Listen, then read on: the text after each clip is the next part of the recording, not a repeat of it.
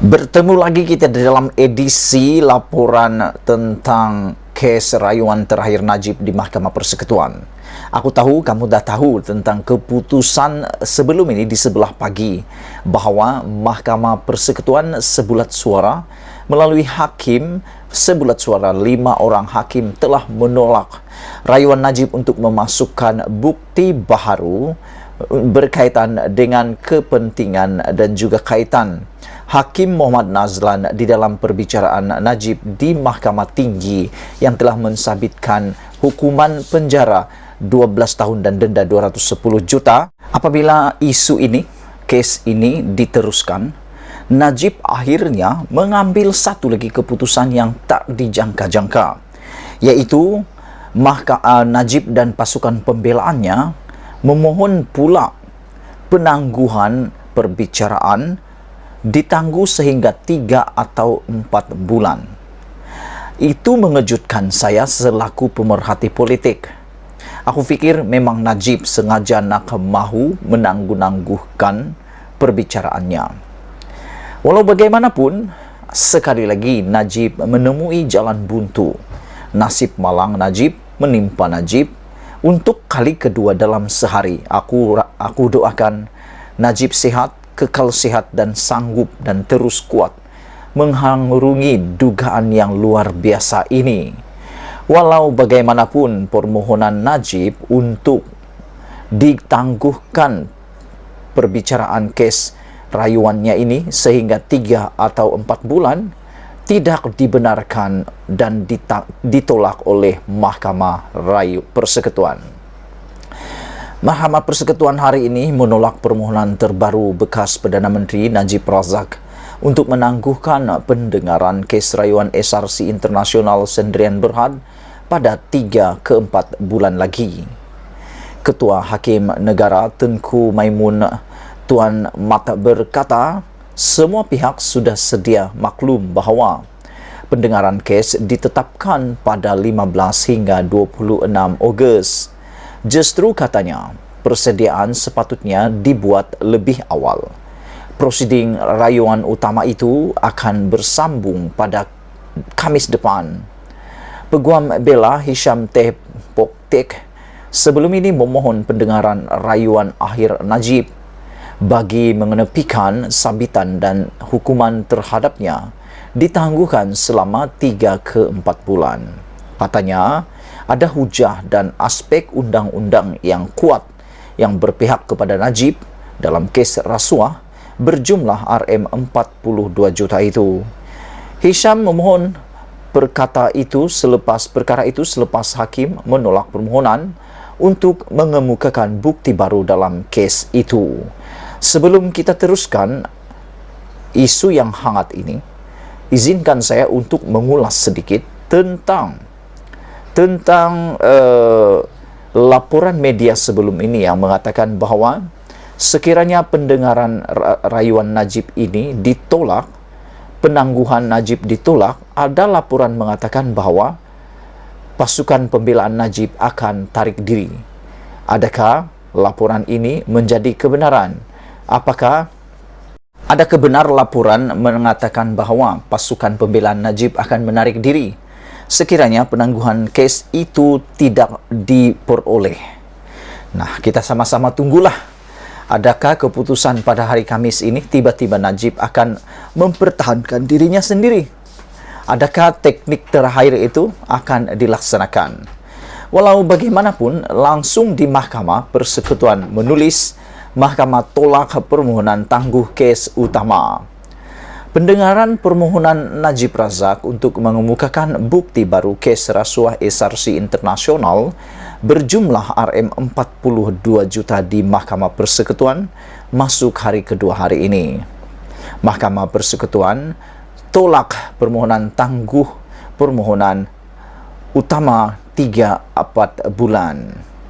Pada 3.56 petang tadi, panel 5 hakim yang dipengerusikan Ketua Hakim Negara Tengku Maimun Tuan Mat sebulat suara menolak permohonan pasukan pembelaan Najib Razak untuk menangguhkan pendengaran permohonan utama kes SRC Internasional. Ini bermaksud 100% daripada hakim memberi kata putus yang sepakat, mengatakan Najib tidak boleh menangguhkan lagi kes beliau ini. Tengku Maimun berkata pihak terlibat sebelum ini sudah maklum bahawa tarikh pendengaran ditetapkan pada 15 hingga 26 Ogos dan sepatutnya telah membuat segala persiapan. Itulah dia. Dah tahu kes dah semakin dekat, tukar pula pasukan pembelaan. Aku rasa bolehlah kata Najib ni tersalah langkah. Sengaja mencari nahas, sengaja memerangkap diri sendiri. Seperti kata orang, memasukkan kepala ke dalam perangkap sendiri. Kalau dia teruskan dengan pembelaan daripada pasukan pembelaan yang lama, iaitu Safi Abdullah, aku fikir Najib akan mempunyai peluang yang lebih besar, yang lebih cerah, kerana pasukan pembelaan Najib itu sudah bersama dengan beliau bertahun-tahun lamanya. Setiap ceruk, setiap sudut, setiap penjuru daripada perbicaraan itu, perkara itu telah diketahui secara terperinci oleh pasukan pembelaan Najib yang lama. Tetapi dengan menghentikan pasukan pembelaan yang lama itu dengan menukar pada pembelaan yang baru, aku fikir memang betul lah mereka tidak akan mempunyai masa yang cukup untuk meneliti kandungan dokumen beribu-ribu muka surat itu, dan apalagi mau mencari kemenangan.